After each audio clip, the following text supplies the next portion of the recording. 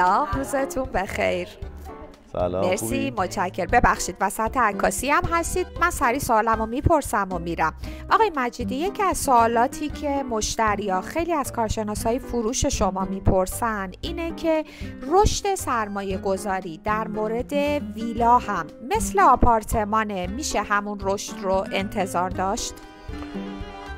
میتونم بگم که باید صبر کنن، چون اتفاقا برنامه یا عکاسی که داریم الان انجام میدیم یه هدفی دارم ظرف 1-2-3 هفته آینده کلا شروع کنم 5 سال گذشته هلدینگ هومه و پیشنهاداتی که اون موقع دادیم برای سرمایه گذارا، کارهایی که انجام دادیم، چیزایی که تحقق پیدا کرد، اینا همه رو میخوام بیارم روی تصویر در حالت پست و استوری برای همه دوستان میفرستم و همه میتونن ما رو تعقیب کنن و جواب این سوال در اونجا هست. مرسی، متشکرم، لطف کردید.